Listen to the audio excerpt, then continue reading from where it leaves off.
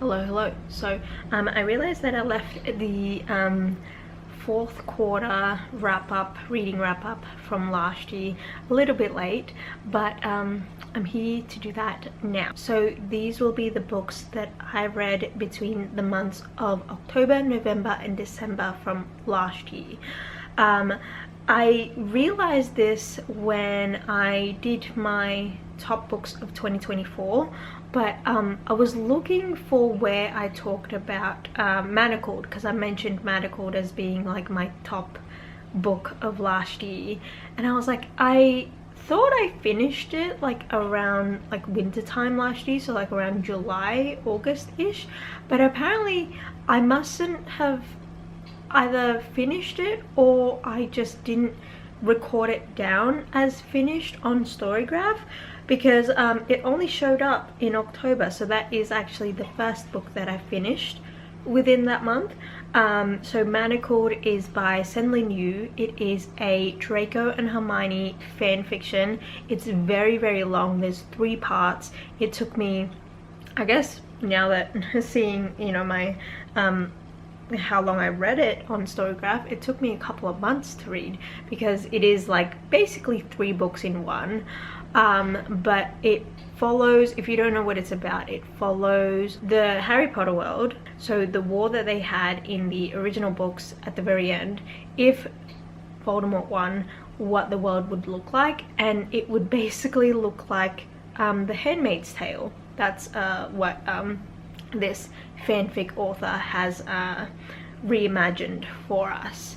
And so the first part is you follow Hermione as she doesn't have her memories, but she is sort of like a surrogate, I guess, for, like, she gets sent to Draco Malfoy's manor and she doesn't know what's happening, and she just has to like have a baby or something, and it's like a very scary kind of world. It's really good. I don't want to say too much more because like everything else that I've enjoyed last year, I went into it pretty blind, so I suggest doing the same for you guys. And then right after that, I wanted more from this world that Senlin Yu has created, so I found a novella that they wrote about 2 characters that I don't really want to say who they are because it kind of spoils the whole thing, but it's called Forever is Composed by Nows, and it's just a short little novella following 2 characters that you get introduced to in the Manacled fanfic. That one was okay. It was a little bit too short for my liking, but you know, it did the job. It made me kind of a little bit satisfied with the ending, I guess. Ooh. Next up, I read The Ex-Hex by Erin Sterling. This is a paranormal romance, I guess that's how it's been marketed. I've been seeing a lot of these like newer kind of witchy rom-com-y kind of books that have come out, and I heard a lot about this one. This one seemed really funny. A lot of people said it was funny and lighthearted and everything like that. I didn't enjoy this one. So we follow, I don't know what her name is, but we follow this young woman who was in a relationship with this guy. So they're both witches. The guy is like some sort of higher up, you know, old family kind of a witch, like a very important family kind of a witch, and they had a relationship when they were younger. I think they were like around like 19 or 20 or something like that, and then they broke up. So when he broke her heart in the very beginning, she kind of did this jokey kind of hex thing on him with her cousin, but they were like really drunk, and so she didn't think anything of it. She was like, that was just a joke, I don't think it actually worked. And so then she just like forgot about it, and then like fast forward 9-10 years later, he comes back into town and crazy things start happening. I didn't like this because for something that's marketed as a romance, the romance part didn't have any build up in it. Like it was just sort of like, it just sort of happened, and there was no pining, there was no yearning. I think that's a lot of my gripe is with a lot of the modern romance books that have come out recently, is that there's no build up, there's no yearning, there's no pining, there's no like slow glances. It's just about like hooking up, and then like the plot sort of stagnates from there. And that's how I felt with this book as well. Like it didn't feel like you need to make me want them to be together. That's what romance books do, and I didn't care at all about these characters, so that's a bit unfortunate. Next up, I read The Troop by Nick Cutter. This is a horror novel. We follow a group of scout boys who go on this camping excursion trip to like an island off of Prince Edward's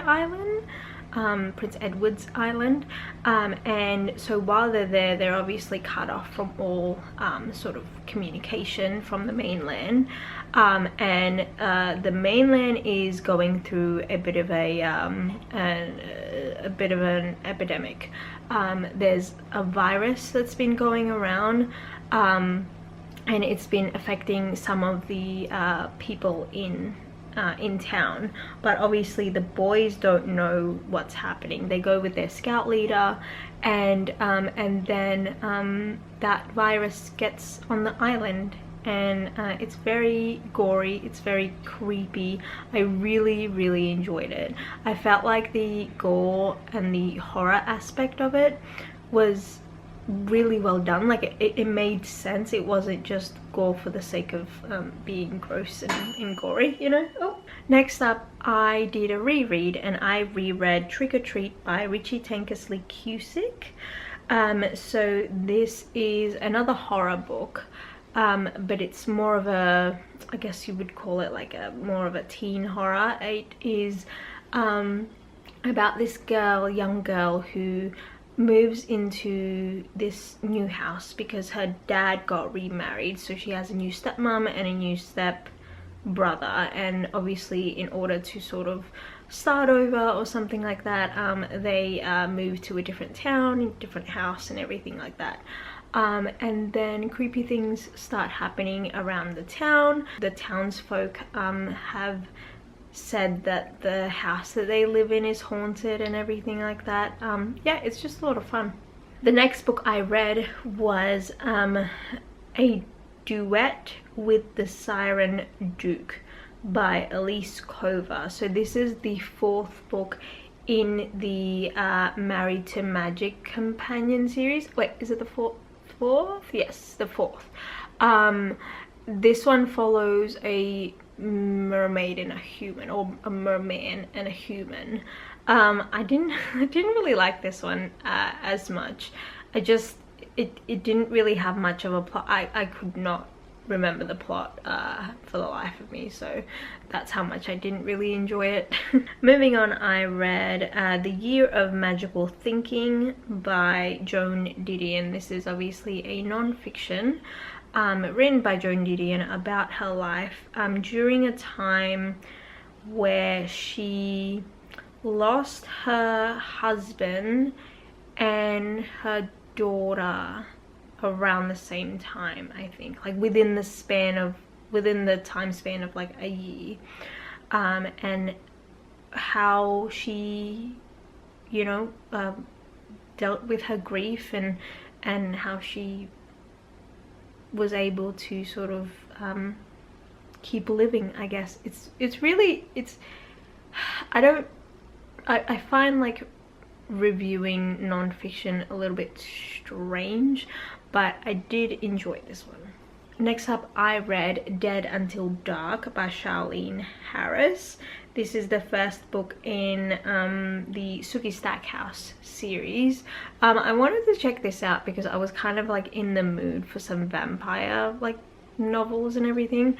Yeah, I didn't I don't know, I didn't really like the there's like a vibe to like vampire fiction, especially vampire fiction written in like the 90s, early 2000s, where it's just like very grungy.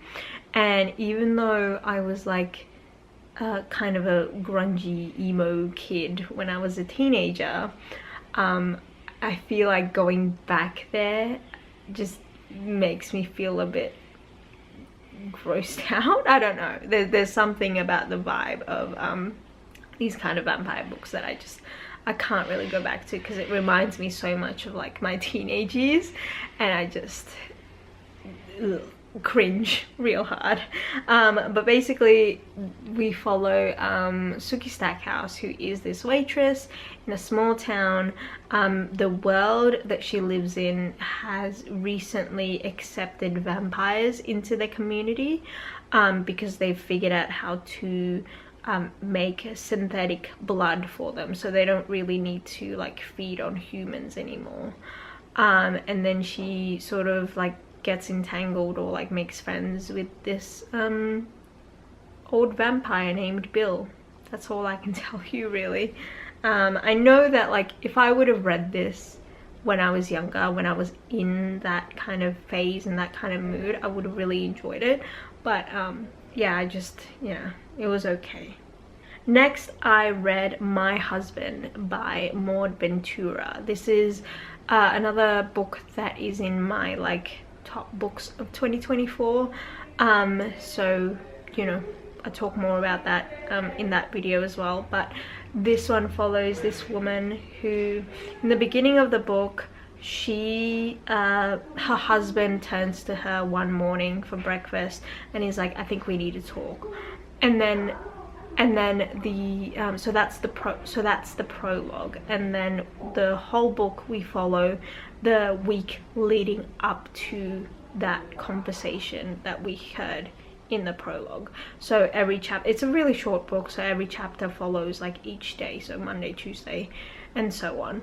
And she's just really strange. She's really obsessed with her husband, which is not the strange part, but it's like she does everything to get his attention, and there's just something really ominous about it. Like there's just something about it that's a bit strange, so I really enjoyed that one. Next up, I read It Happened One Autumn by Lisa Kleypas. This is a historical romance. I don't remember what happens in this one, to be completely honest with you. I think we follow a girl who is just coming out to society. I think she's American, but she's like in London with her cousin or something, and some sort of romance happened. I didn't really enjoy this one. I've tried Lisa Kleypas a couple of times. I think I read Suddenly You as well by her, and I just don't really gel with her writing style, unfortunately. I think it's because she doesn't write from like, I don't think she writes first person.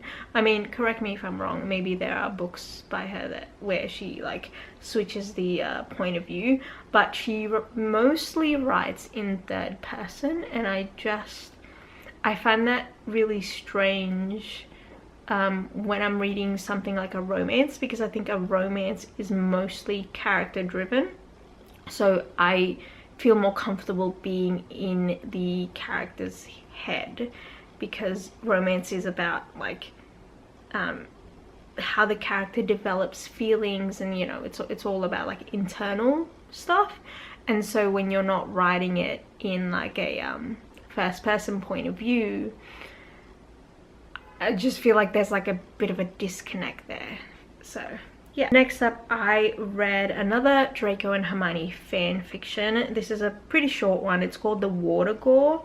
and it's written by Smokey Baltic.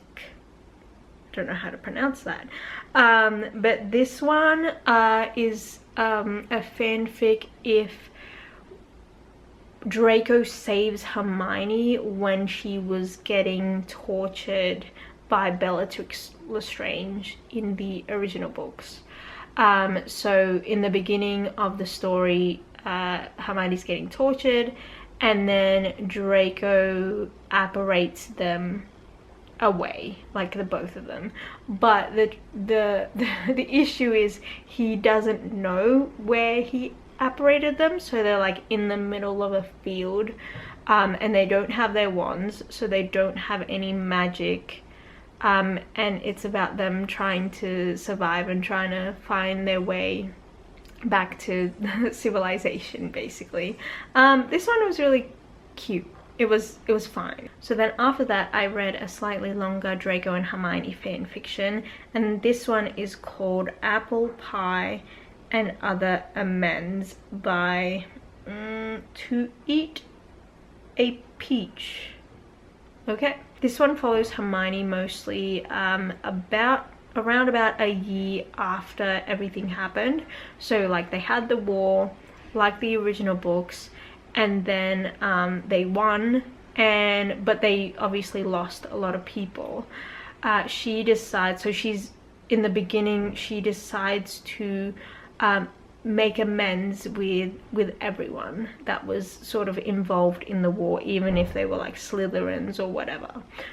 So she starts making baked goods for everyone, and she starts to like send them off. She like wants to, you know, have a conversation with them and like, you know, make sure that everything's all good and stuff, because she realizes that like, yeah, everyone was like affected by the war basically. So then the last person, so she goes around to all these different people, and the last person that she goes to is Draco, and then the story kind of goes from there. This one was kind of cute. This one was very sweet, very lighthearted, just very cute. It's not like manacled level darkness, so if you're not into like the darker kind of romances, this one's a cute one. This one reminds me of Draco Malfoy and the mortifying ordeal of being in love, which is a lot more, you know, like lighthearted and everything. So yeah. And then the last book I read of the year is Expectation by Anna Hope. This is about 3 friends, so we follow them in the past when they were all at uni and when they started becoming friends, and then we follow them 10 years later. So they were all, you know, like really lively, bubbly, early 20-something you know, women, and then 10 years later they're like in their 30s. One of them is struggling to have a baby, the other one doesn't want any kids, so she's like trying to do her acting career, and then the third one has kids but is really struggling, and they've sort of drifted apart from each other because of their different life circumstances. And we just follow all 3 women and how they eventually reconnect with each other. It's really dark, not dark, but it's just really dramatic, and it's a bit sad. And I read it because I thought it was going to have this big discussion on motherhood and like having kids and everything like that, but I didn't feel like I got that from this book, which isn't, you know, the book's fault, but yeah, I thought it was okay. Anyway, that is pretty much everything that I read within the months of October, November and December. Please let me know if you've read any of these books, and if you have any recommendations for me, please leave them down below as well. And yeah, I hope you're having a great day, and I'll see you next time. Cheers.